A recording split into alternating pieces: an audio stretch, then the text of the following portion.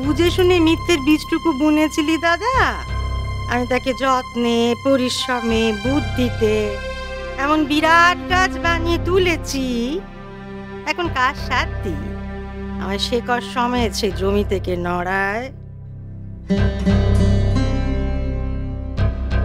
মেজবৌমা, চা হয়েছে? এই তো মা।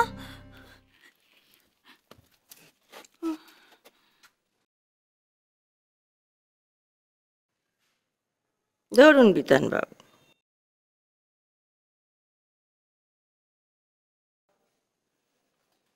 কি হলো ধরুন? কি ভাবছেন? কি এতে বিষ মেশানো আছে কিনা ভাবছেন? না না, এতে বিষ মেশানো নেই। আমরা তো আপনাদের মতো শিক্ষিত মানুষজন নই। লোক ঠকানোর শিক্ষা আমরা পাইনি। আমরা হলুম গিয়ে অশিক্ষিত মানুষ, লেখাপড়া জানি না। আমরা যা বলি মুখে বলি, সামনাসামনি বলে ফেলি। বাপসা ওর ঘর থেকে এমন শিক্ষা পেয়েছি, পেছন থেকে ছুরি মারার শিক্ষা তো পাইনি। রমন শিক্ষা শরীরে বইছে বলেই না এত কিছু করেছেন, এত সর্বনাশ ঘটিয়েছেন আমাদের। তারপরে ওই চৌকাঠ পেরিয়ে ঘরে ঢুকতে পেলেন।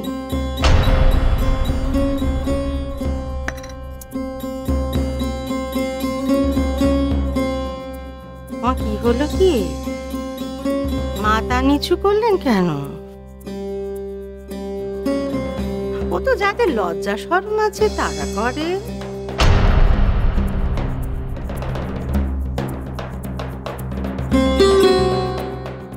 আপনি তো সেই কবেই লজ্জা শরম বলি দিয়েছে, যবে সেই বাড়িতে প্রথমবার এলেন না বোনের সম্বন্ধ নিয়ে।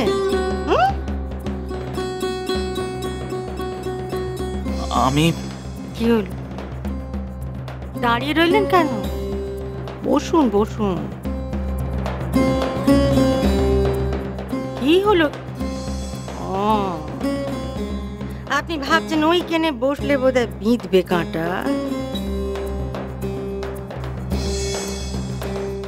সেই তো ওইখানে বসে বসি তো সেবরে সেই কত নিচে কথা কয়ে গেলে। হ্যাঁ, আপনার বোন ক্লাস 7 পাস।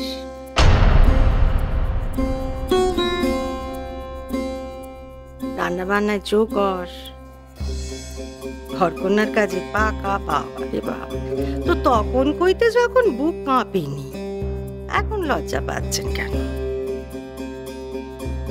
আপনি যেমন চেয়েছিলেন তেমনই তো হয়েছে। যেমন ভাবে ঠকাতে চেয়েছিলেন তেমন ভাবেই তো ঠকাতে পেরেছেন আমাদের।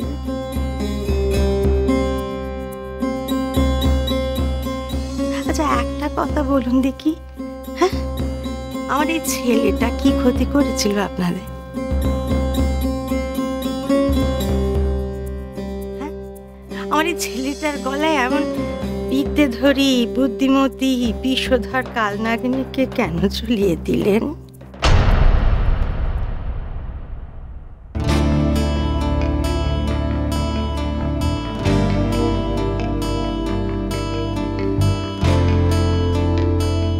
আপনার রাগ করার যথেষ্ট কারণ আছে, আমি স্বীকার করছি। আমি যা করেছি অন্যায় করেছি।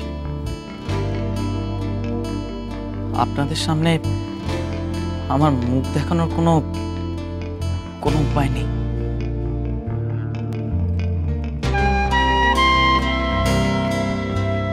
তবু আমি আপনাদের সবার সামনে আমি হাত জোর করে ক্ষমা চাইছি। আমি অন্যায় করেছি, আমি দোষ করেছি, কিন্তু বিশ্বাস করুন, আমি সেদিন যা করেছি আমি নিরুপায় হয়ে করেছি, কিছু না ভেবে করেছি। আসলে বিদেশে যাওয়াটা আমার কাছে একটা স্বপ্ন ছিল,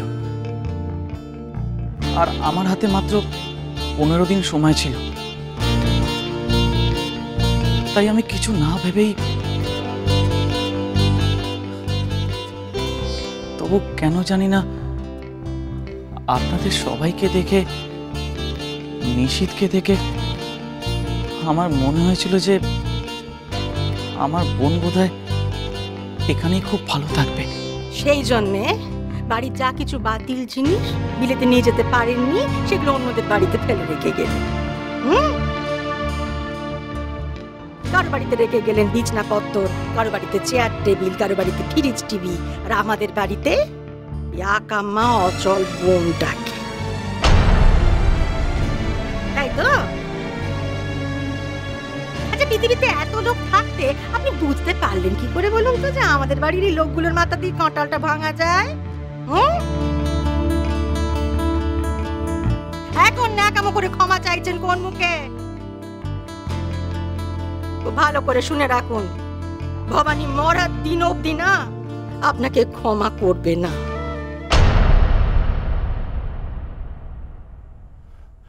মা, মা, তুই চুপ কর নিশীথ। তোর অনেক কথা শুনেছি অনেক দিন, আর কোনো কথা আমি শুনবো না তোর।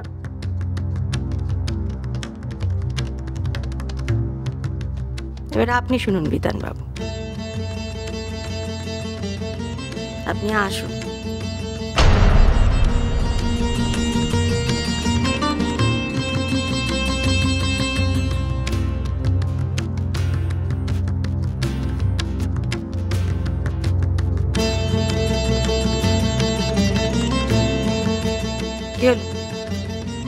কথা কানে গেল না?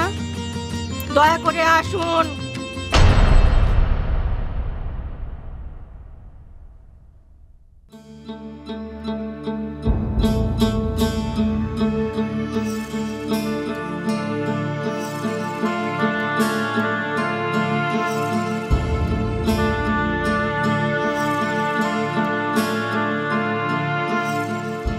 পৃথা পাঠিয়েছে, এটা রাখবি না?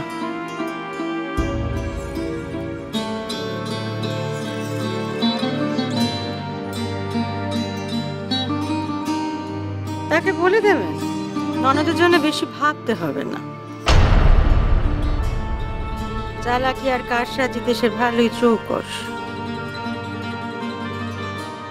যেমন যেমন শিখিয়ে দিয়েছিল ননদ তেমন তেমন শিক্ষিতই ভালোই চলছে। ঘরকন্যের কাজ না জেনেও মিষ্টি মিষ্টি কথায় কি করে নকে বশ করতে হয় সে তার ননদ খুব ভালোই জানে।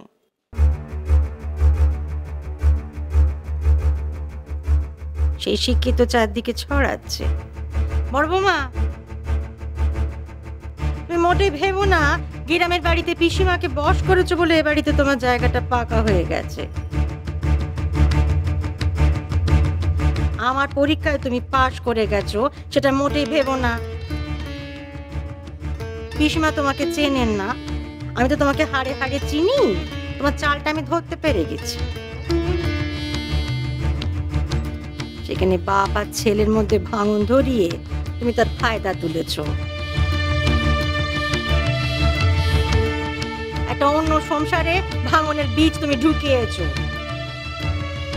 ঠিক যেটা চাইছো এই বাড়িতে মা আর ছেলের মধ্যে ভাঙন ধরাতে।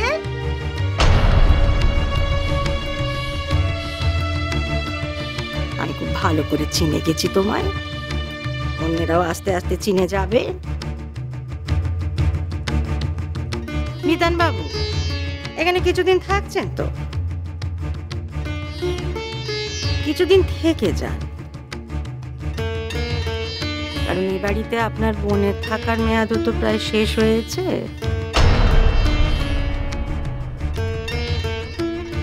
আমি পারলে আজই তার এই বাড়িতে থাকার পাট চুকিয়ে দিতুম, কিন্তু না।